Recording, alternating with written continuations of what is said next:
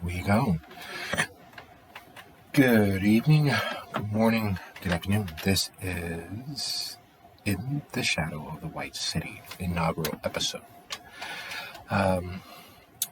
For clarity's sake, unfortunately due to my technological caveman issues, the first half of our inaugural episode was not recorded. However, a brief synopsis and then we will flow right into the portion of our inaugural episode that was in fact recorded. Thank you for your understanding, and here we go. In the Shadow of the White City is a chronicle that's set in the south suburbs of Chicago. For the most part, on the national and world stage, it is in fact Chicago. Locally, it's viewed much the same, and Dolton, the center point of our chronicle, is in fact a protectorate of the gleaming Camarilla gem that is Chicago. In truth, Dolton and the other contiguous suburbs are their own beasts. They are their own enterprises, and they hold their own intrigues. Our troupe, which will hopefully eventually form the coterie of our chronicle, is a misshapen balance of newly embraced kindred, grasping and seeking neonates, paranoid, disenfranchised autarkists, and enmity-filled, self-loathing rogues. They are the newly risen, newly embraced Kalia Henley, a former professional hunter, now become hunter of men, Gangrel, wily, insatiably curious Everett Yeager of Clan Tremere, a fringe survivor and hermit courier, David Brisley of Clan Ravnos, former special agent, now special hunter of kindred, Abner, and me, your storyteller, Mr. Nobody, or just Nobody. Now, in The Shadow of the White City opens with Kalia rising for the evening. She is, as per her usual, presented with an offering of food and condolences left on her grandfather's doorstep. The old wily huntsman, a local celebrity and beloved fixture, who unfortunately is recently deceased. As Kalia is joined by her Mala, Iona, they begin their trek towards Dolton's prime hunting grounds. Shifting away from that trek, we join Everett, arising, primping and preening for his night of exploration and discovery. He makes his way towards the downtown area of Dolton, where he finds his sire in the grips of an overly long conversation with a gentleman of incredibly wizened age. As the three men converse, or more specifically, Everett and his sire are held hostage, listening as one thought flows into the next, and the conversation in fact becomes a dissertation. Everett begs his escape, making his way towards the Queen of Spades, Dolton's premier entertainment venue. Now, as Everett makes his way across the downtown area of Dolton, our view slides along the dimly lit streets as we step back in time to David Brisley's awakening. Being a courier of note and paranoid to boot, his constant moving about the village proper and outlying areas, he begins his evening, as always, checking his surveillance. He finds a package left for him, properly addressed, with note of whom to deliver it to. Inside, though he doesn't open the package, he is sure knows few small amounts of blood packages, blood bags, and the like, to be delivered to Von Evan, the owner, operator, and ever-present micromanager of the Queen of Spades, ensuring his safety and making sure that he is not in fact followed or being watched. He circles and keeps his own watch over the area himself and his package before making the approach. As he does, he is presented with the far too usual obsessive behavior of Von Evan, who flits and flies about the Queen of Spades, far too busy to receive the package addressed to him.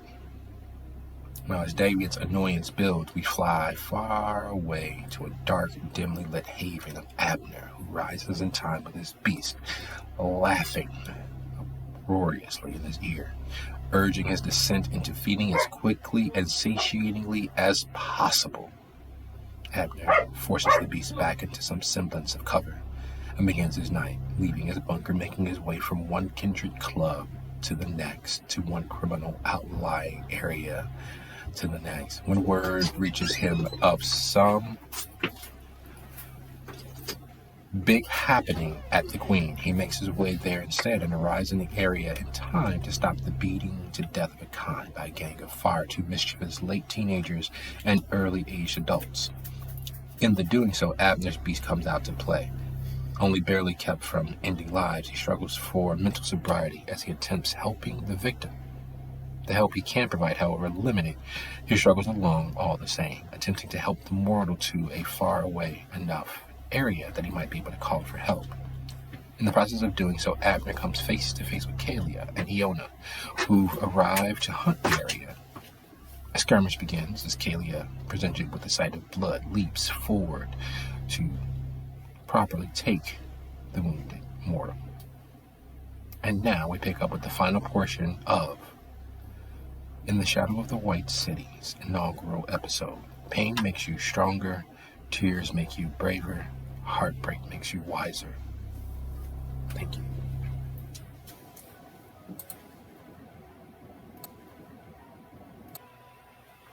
While we're waiting for everyone to join, the choice of actions is clear. He is too physically damaged to be trusted alone. However, the mission is at stake because whatever's happening will probably only happen tonight.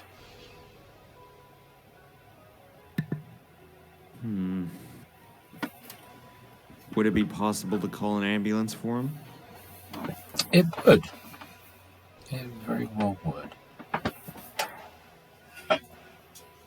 Of course, calling the ambulance, depending on how quickly they decide to rush and whether they come lights and sound, might alert anyone who has something nefarious planned.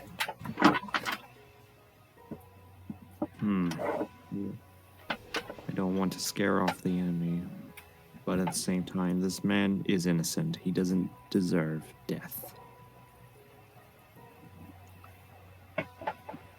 The worst part is, though, I don't have any medical knowledge whatsoever, so I can't help him myself.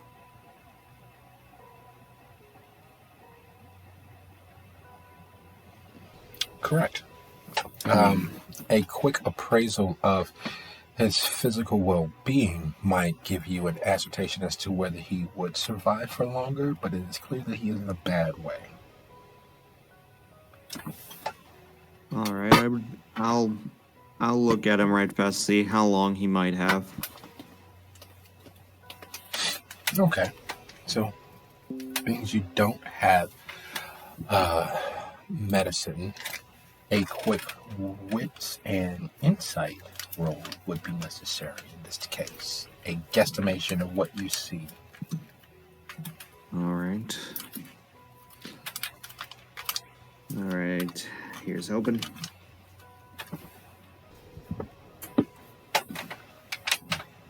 All right. 2 successes. He's in a bad way. You survived worse. You know that even those without any combat training, if they can survive the shock, and it looks as if he mostly has, then the chances of him dying within the next hour, maybe 2, is extremely slim. Of course, this is just a guess. Well, good news, mate. You're not going to die anytime soon, I think.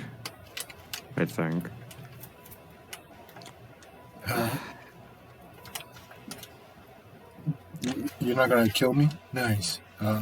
I told you I'm trying to help you. He's absolutely trying to pull his wallet out and give it to you as well. Put the wallet back again. They messed up your head pretty bad then. Shit. Well, good news, soldier. You're alive. Bad news. I had to figure out how to either get you medical attention or leave you here. They may come back. You should run. They. Yeah, if they come back, they're gonna get another helping. Look, I'm going to.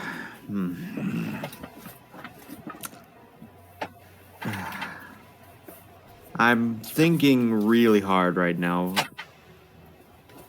At the moment, my character needs to get this mission done, or he's not going to have enough intel.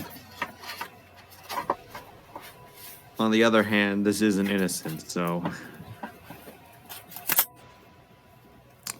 Damn it. I call an ambulance, they'll definitively...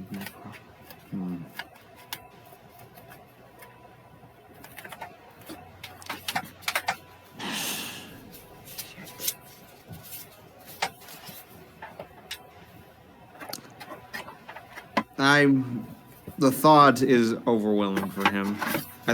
After a few seconds of actual thought, he sighs and then says, "I gotta risk it." I pull out a burner right fast. All right, mate. I'm gonna put you on the side of the road. And hope to God that they don't come back. That's the best I can do for you. Keep your wallet, put the wallet back. Put the wallet back.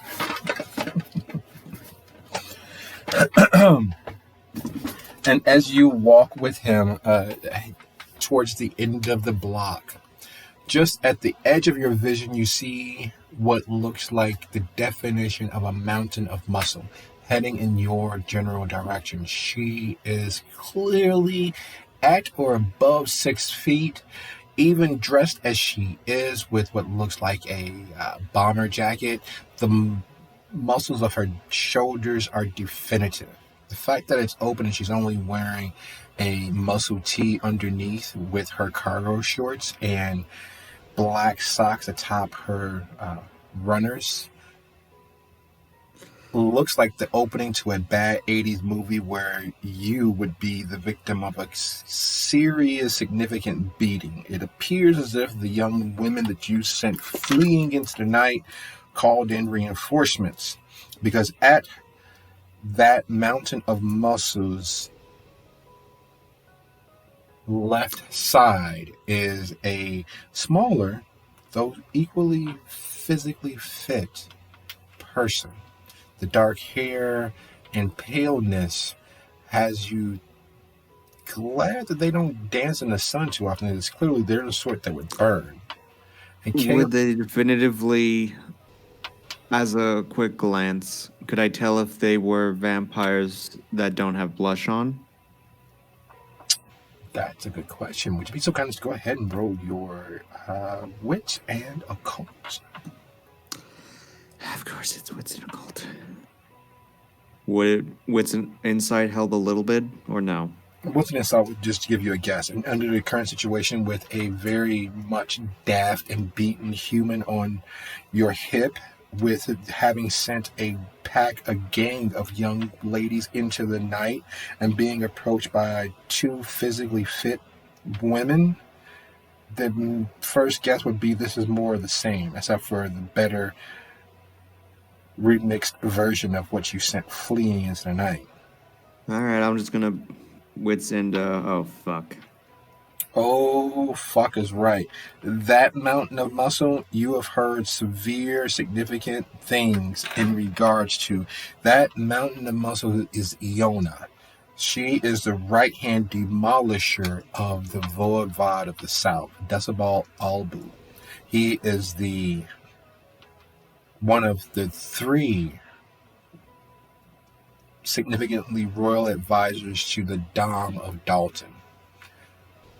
She destroys things. Her reputation has spread far and wide enough that The description perfectly matches. That has to be Iona. Iona. So she is a vampire, as far as I'm aware. Mm-hmm. Or no, Yeah, she definitely is a vampire or a significantly imbued ghoul. Would you say she is a very monstrous vampire? She's a very violent vampire. She is the jury and executioner of Geneva's will. If you see her coming for you, typically it means that you don't have long to continue living. Of course. I'm going to keep walking with the man. I'm obviously keeping an eye on her, see when she approaches, try to make sure he's all right. All right. Well, as you make your way towards the egress and away from the Queen of Spades, Kalia, before you is a gentleman that looks like, if you've played Assassin's Creed, you know that their style of dress is a hooded, slightly flowing ensemble that gives the impression of hiding whatever they may have on them. The definition of a walking agent of God knows what. And on their hip, in their company, is a person who looks like he's been run over, put through a blender, put back together somehow with spit and hope, and left out in the cold. There are bruises and contusions swelling across his face. He's moving at a pace that would be best described as labored. And Iona seems to be beelining towards them because of the clear showing of blood.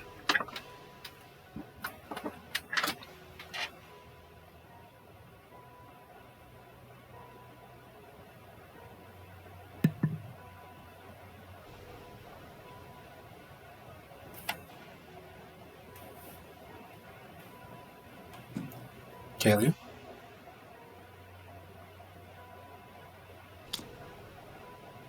You say K? Oh. You lied? You're still there? Me or someone else?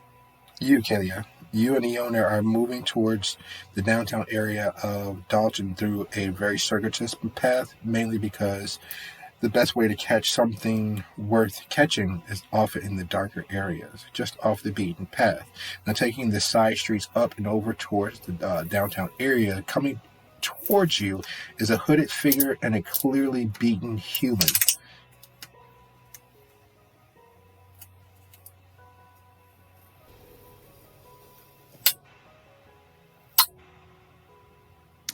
Shit, more people.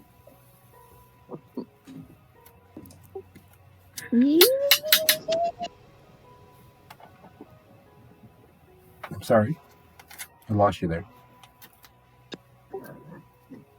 How do... This is not a character. How do... How do what? How do I roll for, like, jumping the dude to bite and drink? Oh, well, in that case, being as you are simply going to latch on to the very injured human, you would need to roll in this case, dexterity and brawl as you leap to pounce. Would I see this coming? You could use your defensive action to interpose or otherwise attempt to... So I can attempt to repose. Yes. All right. Well, I apologize. Wait, is that... I'm confused! Confusion is the standard way to find knowledge. Now, in this particular case, again, the injured human and the hooded figure are moving towards you. You and Iona took the long way around to get to the Dolton downtown area to scare up a victim to hunt. Because Iona wants you to be able to effectively be a fully functioning kindred.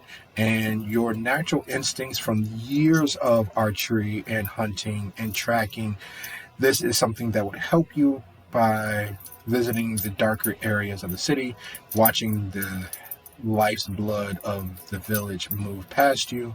And so you find yourself in a darkened alley off the beaten path heading towards the central downtown area.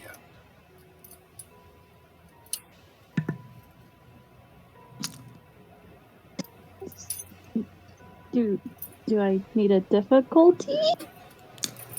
It's a conflict. It's typically going to always be an open roll, so what you're going to do is roll your dexterity. You cut out there. Is that better? So as it's going to, okay. So as always going to be typically always going to be an open roll. What you're going to do is roll your dexterity and brawl for your pounce and leap. And if anything or anyone is going to intercede, they're going to roll, and we're going to compare the results, and we're going to describe the scene from there.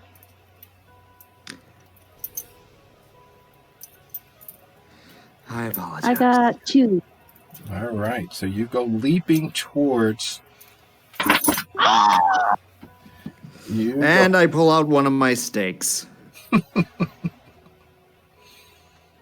You go leaping towards the bleeding mess of a human.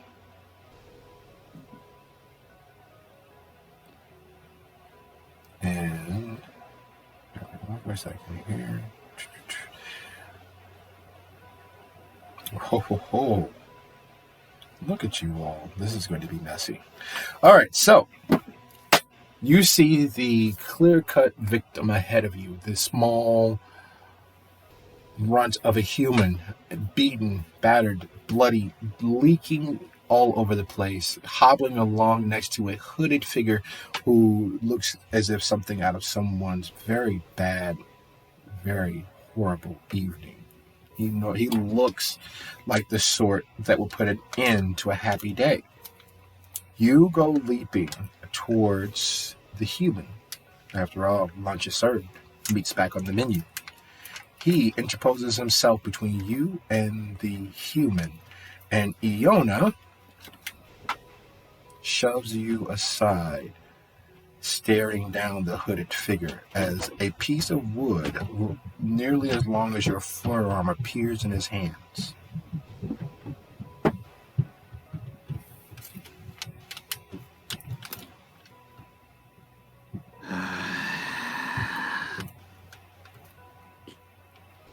My fucking luck. And as you and Iona square off, Kalia, what are you doing seeing that Iona is staring the vampire down? Because it's clear nothing but a vampire, nothing but a kindred would prompt her to move in your stead. The human is still not quite aware as to how close to further harm or death he is. And as you all decide what you're going to do, we're going to shift to Everett, who is still speaking with Mr. Lanza. The truth of the matter is, after further consideration, if you compare the mating habits of most typical changelings, you see that they and the lupines, the Gauru, the werewolves, should more probably intermingle their species so that there's a chance. A lot, mate. Oh. Sorry about that. I think it's your mic. It sounds like a mic issue, yeah. Okay, let's see. Yeah, like I can hear you clearly. It's like you're getting chopped in and out. Huh. Okay, I may have to get a new mic because this one, is that any better? Is it still cutting out? A little bit, yes. Okay, let's see here. Question. Yes. Yes. Since I don't speak Chinese myself, should I put typed out dialogue in Dolton? If you don't speak the actual language your character knows, I would recommend just saying, I say in Chinese.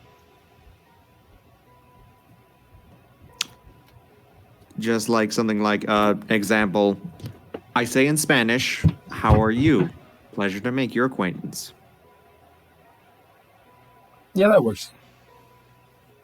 That Oh, definitely. okay. And while you are listening to Senor Lanza chew off Mr. Rich's ear, do And you? it's cutting It's, out again a little it's bit. cutting out? Okay. It seems to be movement, I think, because the cord has not actually. Let's see if we can make it through this episode, and I'll get to Walmart post haste. We can do it if we try. Yeah. All right. So Mr. Les is going on and on, Everett, and he seems to not need to breathe nearly as much as a person of his age should. He's breathing and pauses to, and he continues right on. That pause literally takes less than 3 or 4 seconds for him to fill his very shallow lungs and continue speaking. I just kind of give a sort of really look right fast. My fucking luck. So in that case, I'll probably, try to be nice and listen to him since I'm trying to, make myself look good with my style. However, I cut in and say, I'm so sorry, but the night is long and I still have something to do. If you don't mind, and kind of walk away. Okay. That is a very nice and polite way of excusing yourself from the very clearly long and set in stone conversation that's going to take place, that is taking place.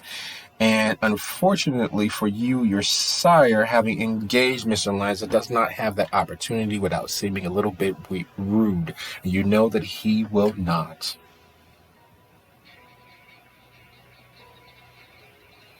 Now, excusing yourself from Mr. Lanza and your sire, where do you head? Are you heading towards the Piscateers Lounge? Are you heading toward the Harmony? Are you heading toward one of the other kindred clubs of the downtown area? I'll head to the action where everybody goes. Aha. Well, that on a night like tonight, based on the few cars that you've seen pass you by, and by few cars, I'm mentioning solely the Teslas, the Maseratis, the Phantoms that have eased through town, taking a very circuitous route towards the Queen of Spades. It seems as if the Queen of Spades is throwing another all-encompassing end-of-the-world shindig that anyone who is everyone must be there to witness. So as I'm walking, I'm probably going to think to myself, damn, that guy talks a lot, but he does have good information. He most assuredly does. And while in the midst of conversing with him, you still kind of go ahead and roll your intelligence and occult for me, please.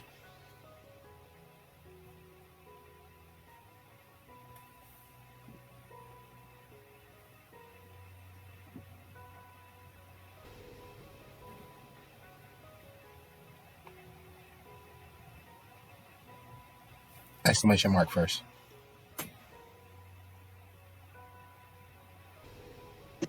There you go.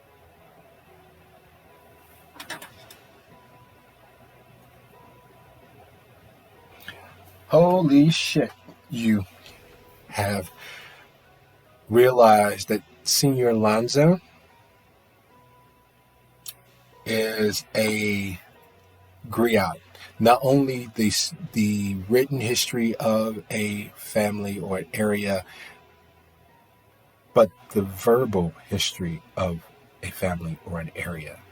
The griot, he's literally the griot of the South Suburbs. He has the oral history of most supernatural instances that have happened throughout the area from 1948 until now. He is one of the few living reminders of all of the darkness and brightness that have happened supernaturally in the area. No one's quite sure exactly what he is because he does continue to age. He does need to eat, to breathe, and he does not partake of blood. But he is a fount of wisdom and knowledge that runs the bookstore, and it's called Third Eye Books in Riverdale. It is on its main downtown area of Riverdale, and he traipses and travails through the southern suburbs collecting knowledge and tales going back farther than most families have resided in the area. Shit. I think I knew who he is. I hope I wasn't too rude to him. No. If rumors are to be believed, if you have been rude enough for him to respond to you rudely, he most assuredly will. He's one of the few people that have managed to tell off a kindred and live to tell the tale. But as you ease closer to, no worries, but as you ease closer to the Queen of Spades, something appears to you that you had not thought of thus far. This is a night of nights, and the line is half a block long, which for Dolton is akin to having a line wrap around the block. And the parking lot is filled with cars that cost in the upwards of several $100,000s. Something huge actually is taking place at the Queen of Spades.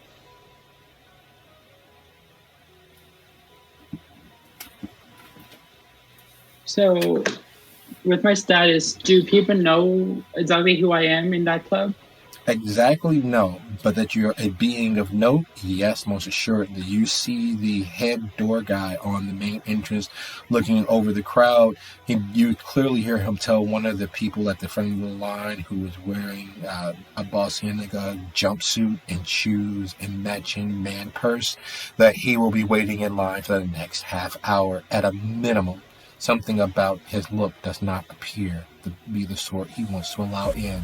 But as he looks over the line, he motions forward a young lady who looks as if she's been dumpster diving to save her life, and he lets her right on in. He points to another gentleman further back dressed in UPS livery and lets him in. He looks at you, squints his eyes, and motions for you to head right on in. You haven't even joined the line yet, and he literally just pointed towards you to let you in. You are not wearing someone's annual salary on your back. You are still well appointed and well dressed, but there are no name tags on you. There are no name brands on you. You're not wearing you're not a walking billboard for a style house or some tailored maven. No, you are simply a well appointed thaumaturgist.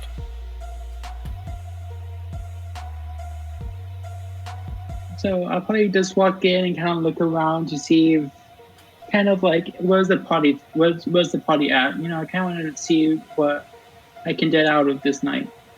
Towards the back of the building is an enclosed room that takes up from the floor to the ceiling, all 3 stories. But it is a private area. That room is large enough to throw a parade in. In fact, there's many stories of how excessive and expressive the parties back there have been. As you stand just outside of the main path from the front door to one of the many bars or to one of the many stages that line and adorn the walls of the place, you are taking in the environment, and it is a pell-mell of near orgiastic release. People are dancing and drinking and throwing suitcases of money towards the entertainers that are dancing and otherwise entertaining their particular parties on those stages and those cages as they So you kind of waking up as they entertain and the people that were gathered. So, do you attempt to head toward that private back room where there's clearly some huge thing going on, or do you try to find a place to watch the people entering and exiting?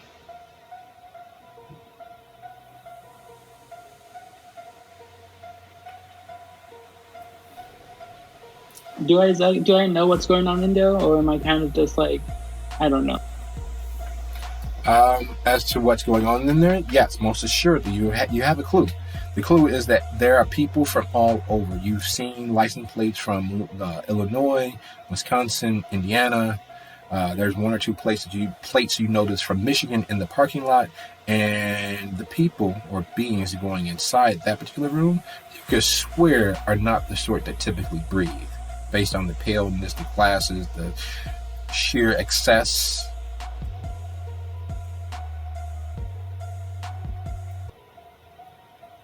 I'm gonna try to see if I could get in.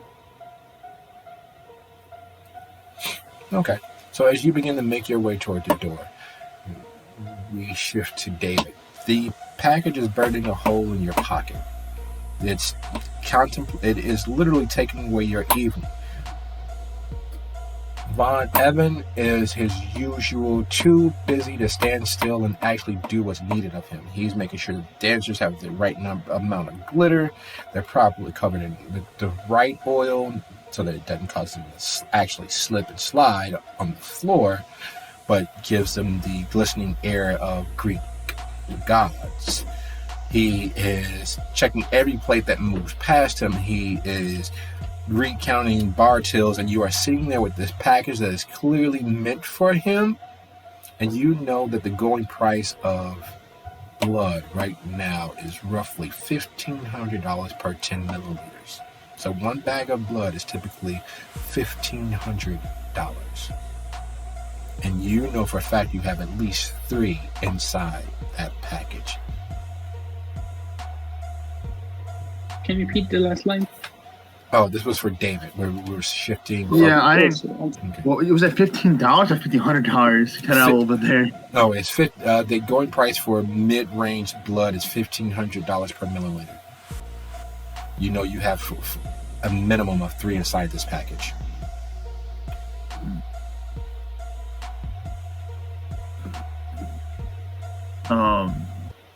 I don't want to make any enemies here. I'm going to try my best to make sure the package gets where it's headed. Fair I'm sorry. No, go on. Is there anyone else the package to be delivered to other than Mr. Vaughn himself? As anal as he is about details, no. But you do catch sight of him heading downstairs and into the back room, the closed off party. So you know if you catch him because there's only one way in that you know of for that room, he has to come back out, which means you can literally just force it into his hands, causing him to stop and stand still long enough to receive it.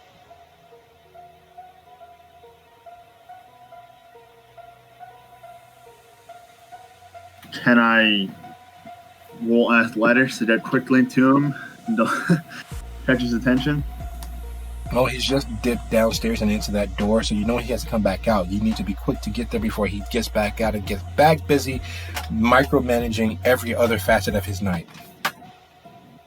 It's one of the many things that you hate delivering to him because he's always too busy to do what you need him to. And you've already wasted several hours. Could I move a painting slightly off center to trigger his OCD and maybe get his attention? Or yes, there is the velvet rope for the door downstairs into the private back room. If you move that, you're sure he'll stop and adjust. And if he stops and adjusts, you're able to hand him the package.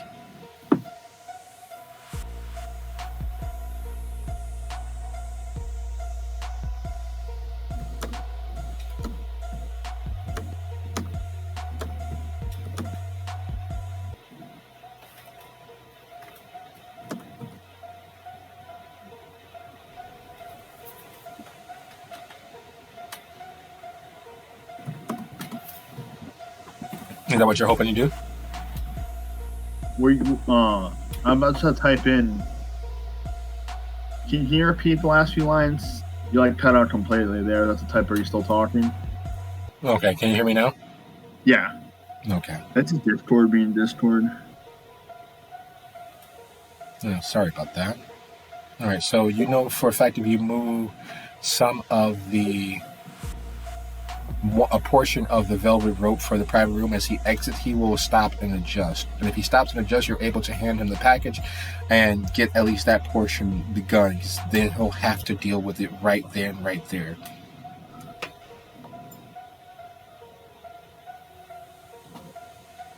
All right. I call out to Mr. Vaughn and ask for his attention. He has a package of probably importance. Vintage blood.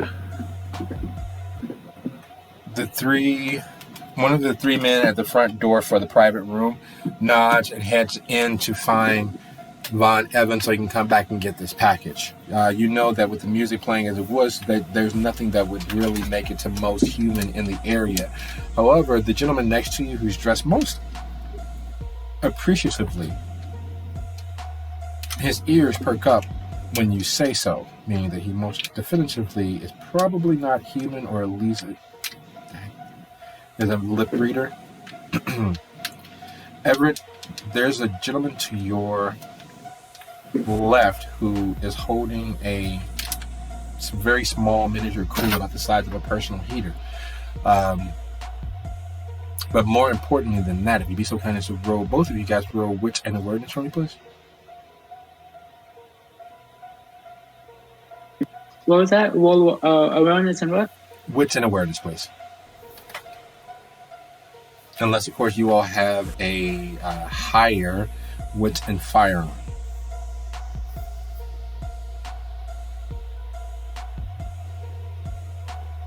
Yeah, it's going to be wits and awareness. For now.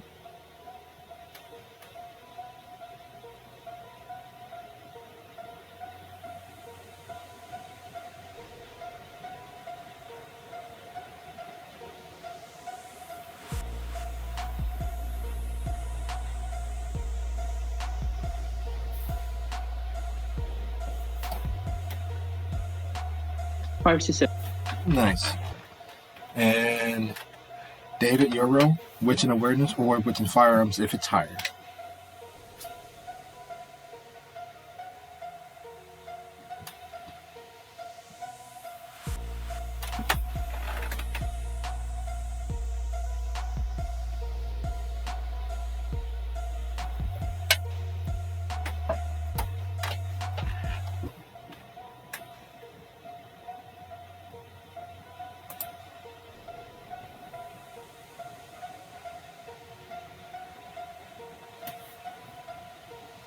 David, did we lose you? Sorry. I didn't hear. No worries. Would you be so kind as to roll your wits and awareness or wits and firearm, whichever is higher? Roll firearms? Okay. Wits and firearms is what he said. Okay. I barely heard it as well. Yeah, sorry. The longer a Discord call goes on, the worse it gets, it seems like.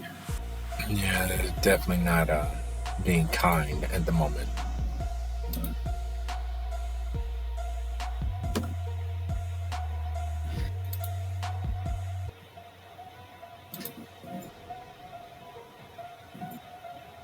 Oops.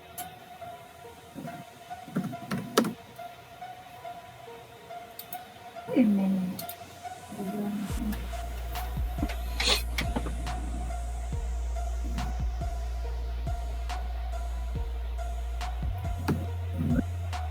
Oops.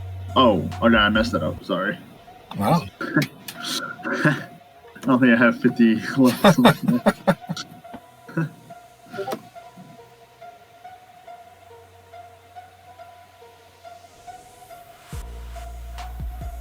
It was actually 5, but whoops, let's go with it. I really failed it anyways. No. We're good. All right, so several things happen. Oh, wait, what difficulty again? What was H? No, Yeah. You just put. Oh, I do that down. I'm sorry.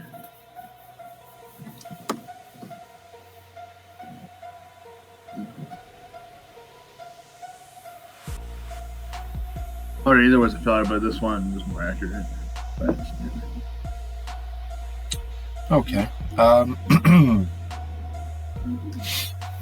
So with 3 successes and with 5 successes, here's the things that are happening almost instantaneously happening at once.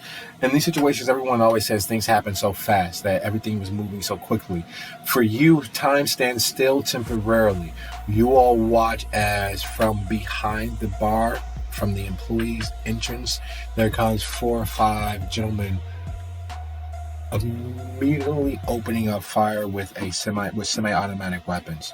From the front door, you hear screams as the security agents fall back through the door. From the other door on the opposite side of the room, the heretofore hidden door, one of the 4 doors that are main egresses for the club, are another group of men. They're dressed in leathers. They're wearing blue jeans and big Burgang boots with a strange symbol either tattooed on their skin. Some have it on their face. There's one gentleman with a very bright red fall hawk leading the way, kind of pointing this way, that way, pointing toward the initial room. And while that in of itself is scary enough, coming face to face with someone willing to open fire maliciously with all due intent to cause as much damage and harm as possible, the fact that one of the gentlemen cocks his arm back and throws a very small, almost cylindrical shape into the air so that it lands near the stage causes your blood to run cold, because like every other movie and show that you have seen, you are intimately aware as to what a grenade looks like.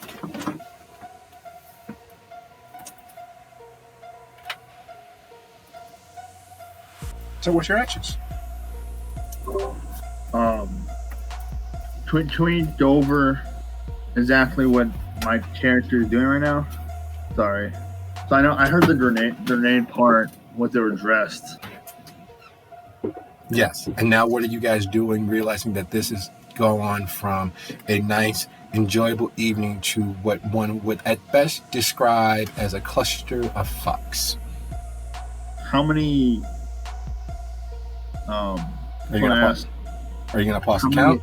There's 3 groups of men, armed, angry, and moving through the crowd with all due purpose. Oh, so roll initiative? No need for initiative. What would you like to do?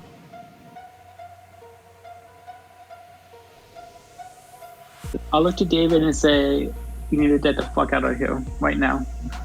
David's a coward. He doesn't even told twice. So yeah, me and him kind of head out to the back, before either one of us catches fire. All right, so you guys are looking for the immediate exit and making your way there.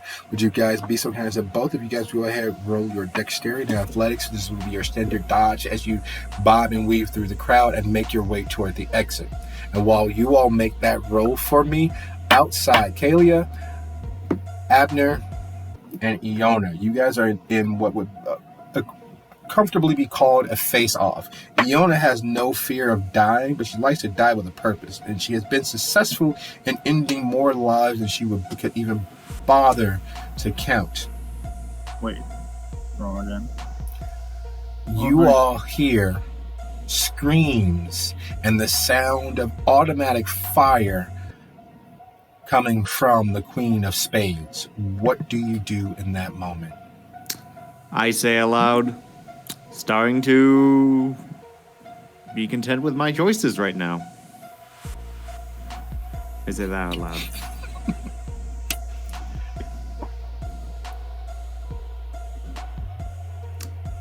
I think we need to drop this and immediately go fix that, I say, pointing at the Queen of Spades. Kalia is at the moment freaking out and shouting in Chinese, "What the fuck? What the fuck? What the hell is going on? What the fuck?" Is that yours? I look at the woman that I most likely stabbed. Iona taps Kaylee on the shoulder. Be calm. We must. And she points towards the Queen of Spades. You and I will finish this later. And she begins heading toward the Queen of Spades. Same. I look at the man. I look at the woman who's clearly angry at me, the gangster. What was her name again? Fiona. Fiona. Well, when Fiona left, apparently. With that, I look at the guy who is currently in incredible pain beside me. Mm-hmm. He is in so much pain and near shock that he doesn't even register the gunshots. Once all of the other kindred are out of earshot, I lay him down for a second. And I immediately regret what I'm about to do again. I look at him and say, it's okay, it's okay. I'm gonna make you feel better for a second. Oh, this is gonna hurt so much.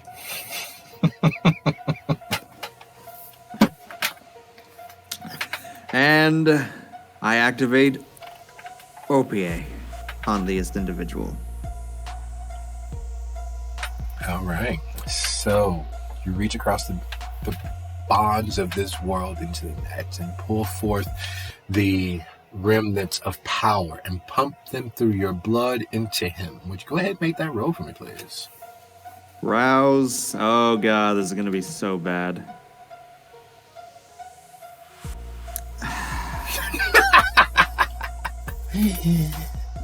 You know how to replace that, don't you? Oh, let's see here. Do we see another one of us right now? The little one is tasty. We're not eating him. What about her? If you want to eat a human, you're going to have to fight my body for it, which is not going to happen anytime soon yet. Yet. By the way, as I do that, the bandage I'm currently using on my forehead begins to swell a little bit with driplets of blood.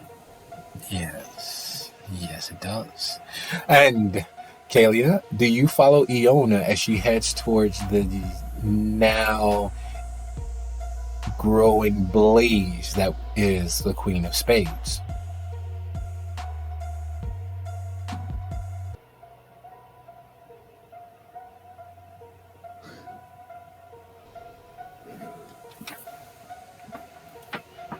Kalia?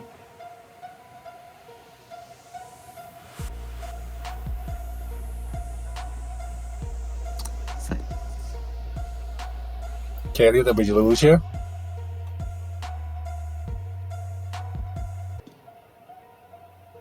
I'm here. When Iona says that she'll finish whatever it was that was going to happen between her and the hooded gentleman and tells you that you all must tend to that, do you follow her towards the Queen of Spades? Do you follow her into the fray, as it were? I take a quick glance at the dude lying on the ground before following. See? He's sitting Mostly outside. with I'm just mostly looking with at him. that sound of like. That sound, you know for a fact, was a 7.62 millimeter round traveling at near the speed of sound, and followed closely behind by his brother, his cousin, and potentially a distant relative. Shortly thereafter, another group of 7.62 millimeters go tearing through the night air.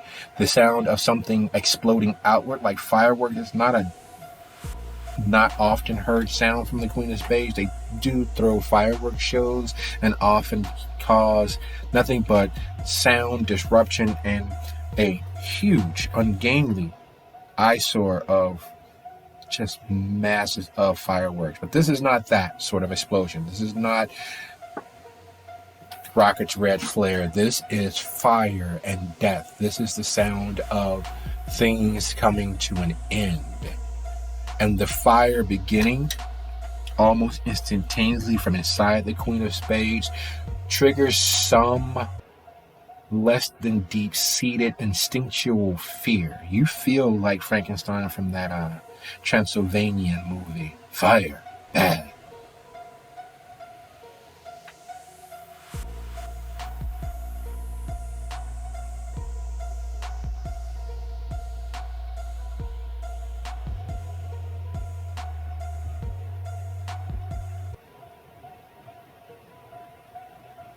So what?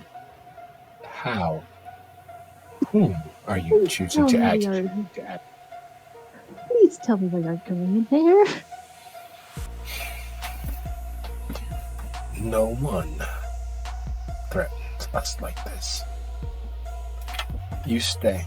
Watch who leaves. And Iona heads in, following in the path of the clear, outright destruction, death, and disharmony sowed by whoever is inside, firing mindlessly or purposefully. From this distance, you can't tell. They both sound the same.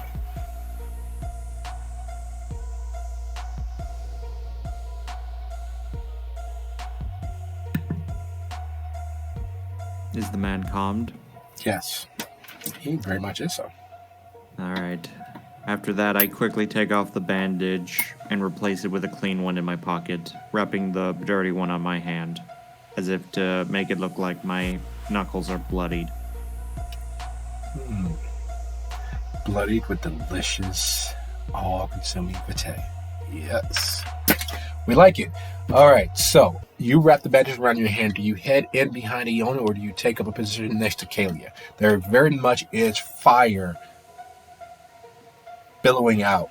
There is black smoke over the top of the building, and you hear nothing but screams and shouts of panic as a few human and otherwise make it out of the doors. There are more people inside simply based on the parking lot than have even approximately left the building. I look at Fiona. Oh, well, not Fiona. At Kayla. Kalia. I look at the building. Do what? Kalia. Kalia. Okay, I'm not good with names. No worries. I look at Kalia. I look at the building. I look at Kalia. And then I shrug and I give out a loud sigh. I hate today. And then I rush in to try to save as many people as I can. I'm gonna be looking to see what I need to roll first. All right. So as you head towards the building to try to begin pulling people out or saving as many as you can, Kalia, you hear this exchange he has with himself about hating today and looking from you to the building and taking off. Do you follow him or do you post up outside?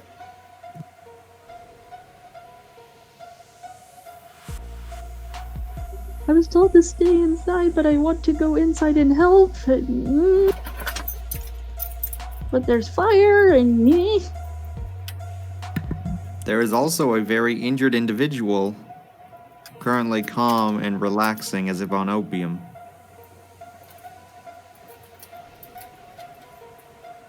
Sometimes the best way to help an animal is to put them out of their misery. And humans are nothing more than animals after all. And while you mull over that decision as to what you're going to do, and Abner rushes into the flaming building, on the backside of the building, David and Everett, you are leaving. Behind you is erupting a mass of fear and death. There's no other way to describe it. There are grenades going off. Fire starts almost instantaneously. And in your shadow, on your heels, are a pack of humans who are rushing toward the exit as well. They're literally stampeding like a herd of cows. What are you guys doing?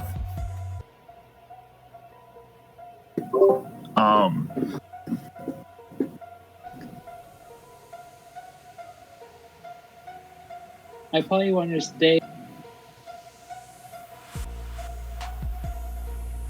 Sorry, I probably want to kind of move away from the building, probably kind of blend in as much as I can, to not, arouse suspicion. Okay, so you're exiting and taking up a quick position to watch the happenings at a safe distance. What about you, Everett? You mean me? Yes, David, sorry. That's fine. Yeah, someone is a bit, yes. David would flee out, probably find a good perch to see what goes down also. See if he needs to run or fight. Okay. So yeah, I guess me and David are together, kind of looking out, kind of looking at the building, kind of, not too close, but close enough to see. Okay. Well, you guys make it to the backside of the parking lot. Across the parking lot, across a couple of cars, as people are rushing out trying to find their own car, you guys get clear of that stampede and make it to the building across the parking lot, which means you're just at the edge of what most people would say is clear vision. But for you all, because of the very fact that you are dead and your eyes don't really work the same way, there's no refraction of light, you're able to see what's happening. And what's happening is literally a war zone. People are leaving with masses of tissue missing. People are crawling out and exsanguinating on the doorstep or across the hood of cars. As all of this is happening, you all are able to see through the few windows that you can, Kindred billowing up and out of the skylight to the top of the roof to escape what's happening inside. And to make matters worse, from your distance, able to watch the parking lot, you all, with even the one success that Everett had, are able to see two vans ease into the parking lot. You're able to see from those vans gentlemen and ladies in special weapons and tactics gear ease out, crouching in between cars and making their way towards the building.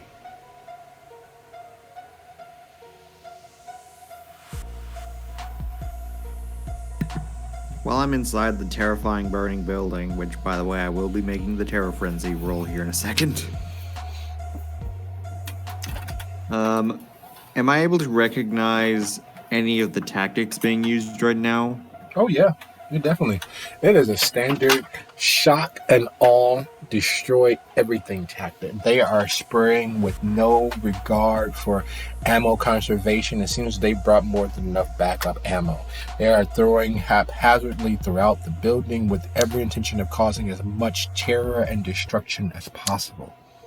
Would I recognize it as some of that organization's handiwork? There was, well, let's see. First and foremost, would you go ahead and roll your terror frenzy? And all right, let's see if I. You as well, Kalia, is having followed Abner in. You cut out again. Would you be so kind as to roll for a terror frenzy as you followed Abner in as well? Did you follow me in?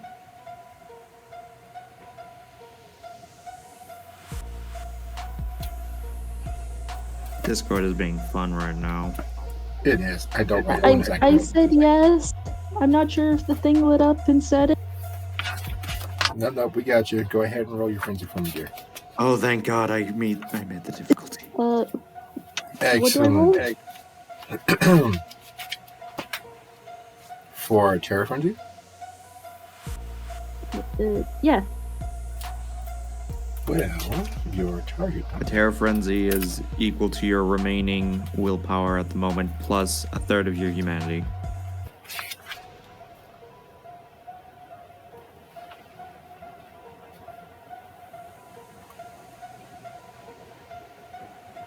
By the way, did I succeed?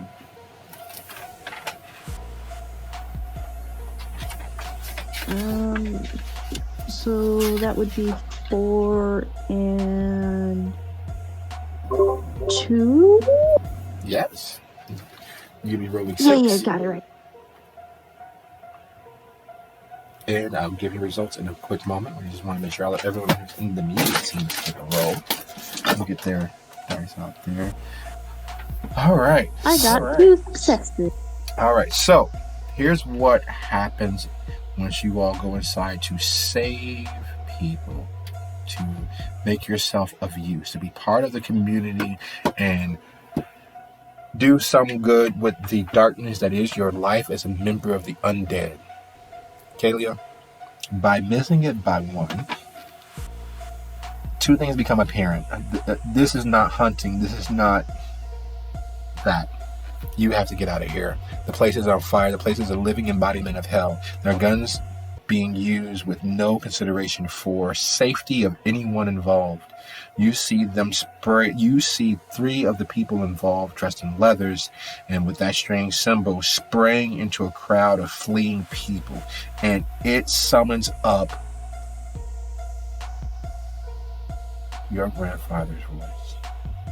You can hear him standing just over your shoulder, helping you maintain your focus and aim. Hunting is a noble thing. There's a reason for it.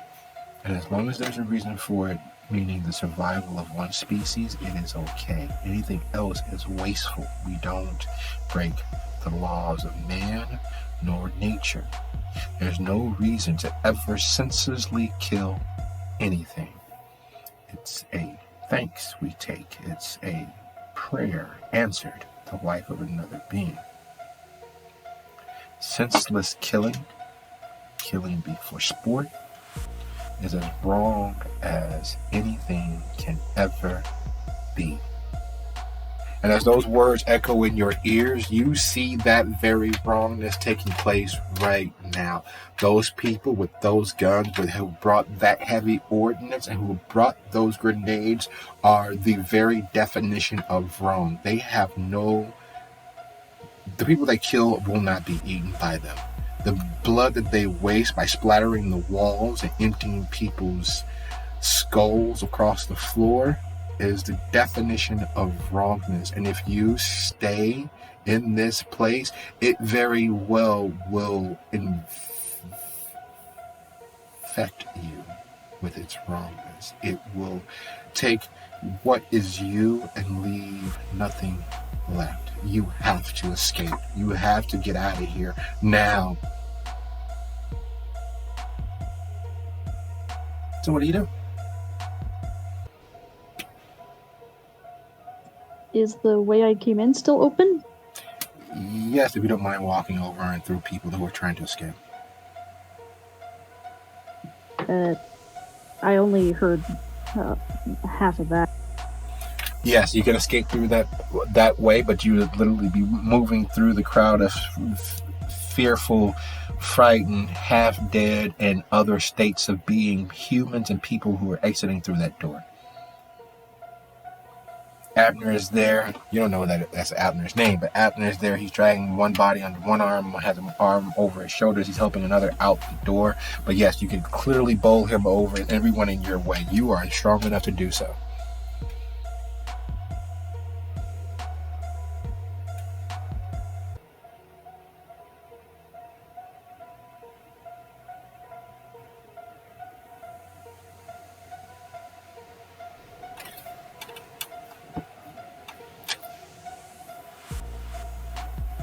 Is that what you do? Could you repeat that? I'm sorry. No worries. With your strength and with the impetus to flee, you can clearly, easily bowl over anyone in your way to get out. Going through people is not something that even factors in at this moment. You could very clearly and easily move them or move through them to escape this hell.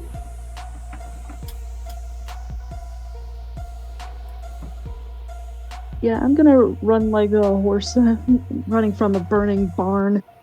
Yes, all right. Be so kind. Go ahead and roll your strength and brawl for me, please. Strength and what? Brawl.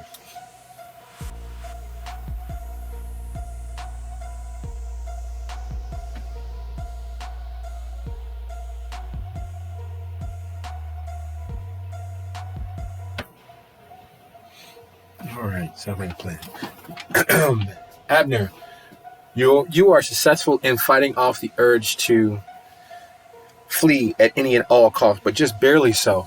So I'm taking it you were attempting to help and move people out of the building.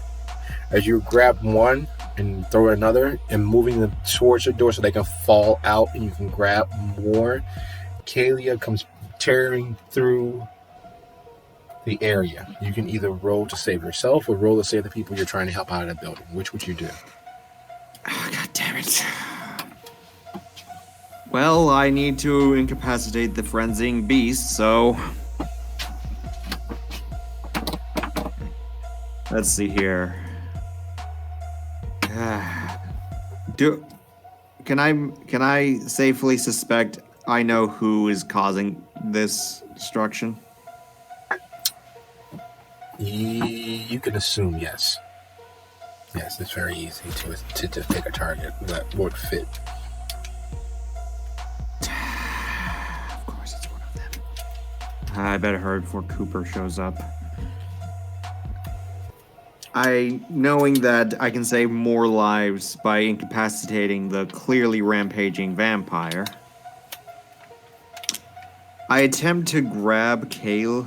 How do you say your name again? I'm sorry. Kalia? Kalia, thank you. I attempt to grab Kalia and get her out of the building quickly. As I'm saying to her, it's okay, it's okay, it's okay. Don't panic, don't panic. Why am I trying to reason with an out of control beast?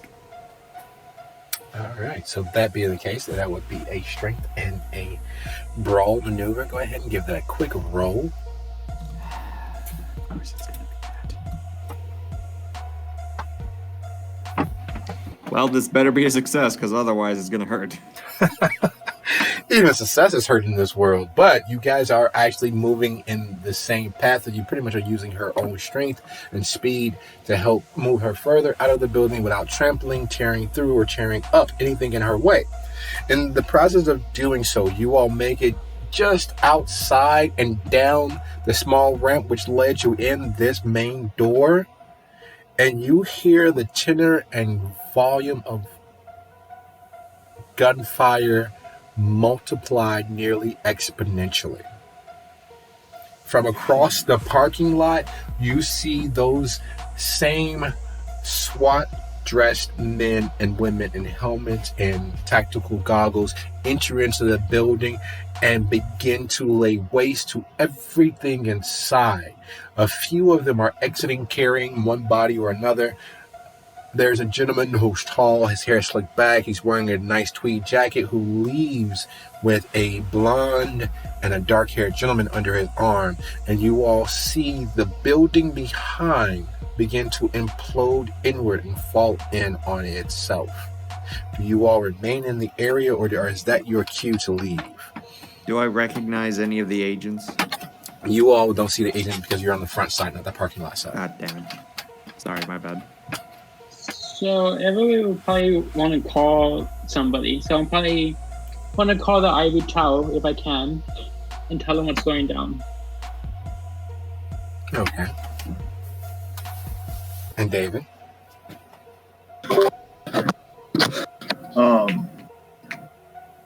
David tries to make note of the agent. No, wait, we can't see the agents, right? Sorry. You guys are on the back side of the parking lot. You do see the agents.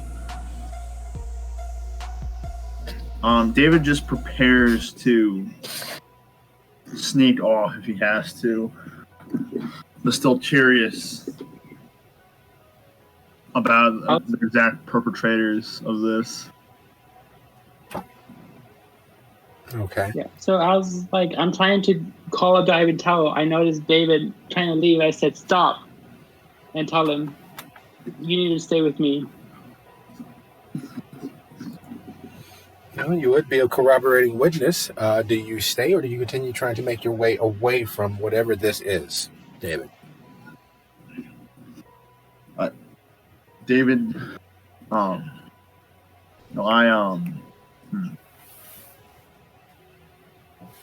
stay put. I don't need to cause any problems. So I'll say to David, listen, we won't heal. You won't heal. I'm going to talk to somebody and tell them what's happening. But we won't heal, okay? We're just going to leave together. We're just going to walk down the sidewalk, act natural. I'm going to call somebody and tell them so they could deal with this. If they sniff us out, we're dog food, but whatever. Oh yeah, if they look for you all, finding a couple of people who are close enough to watch would definitely be a something they would try to close off, a avenue of detection they would try to make sure no one could follow. Now on the front side, you Abner, Kalia, you guys are far enough away where as the building begins to fall in on itself, the one thing that would pop out, the one thing that would bring Kalia even more back into this moment, free of her beast, free of that fear, is the fact that those inside right now, as this building is falling in on itself, would not be able to escape.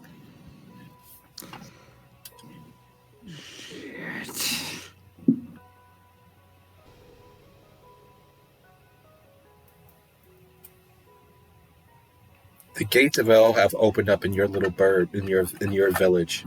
There is no way to view this as anything more than the loss of hundreds of lives. And as David and Everett make their way away from the building, making their call to the ivory tower, and as Abner and Kalia watch as this portion of the world ends, something that would be glaringly obvious to everyone.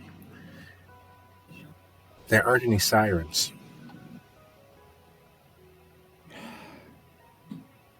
I just hold my face into my hands for a second.